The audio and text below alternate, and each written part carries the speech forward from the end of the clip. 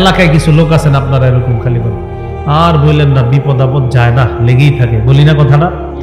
এটা না বললে একটু ধৈর্য ধরেন, যেহেতু আপনি বললেও তো এটা চলে যাচ্ছে না, এটা বলার পরে কি বিপদটা চলে গেছে?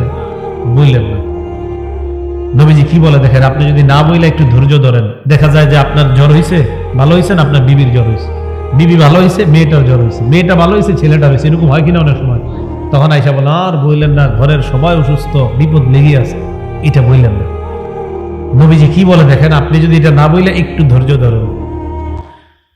তিরমিজি শরীফের 2399 নম্বর হাদিসটা শুনেন। আন আবি হুরায়রা রাদিয়াল্লাহু তাআলা আনহু قال قال رسول الله صلى الله عليه وسلم, আবু হুরায়রা রাদিয়াল্লাহু তাআলা আনহুর বর্ণনা, আল্লাহ নবী বলেন, মা ইয়াজালুল বালাউ বিল মুমিনি ওয়াল মুমিনা, কোন ঈমানদার নারী পুরুষের যদি বিপদ লেগেই থাকে, সব সময় বিপদ যদি লেগেই থাকে, ফি নাফসিহি, হতে পারে বিপদটা তার নিজের বিপদ, আও ওয়ালাদিহি, অথবা তার সন্তান দিয়ে কোনো বিপদ, ওয়া মালিহি, অথবা তার সম্পদের কোনো বিপদ।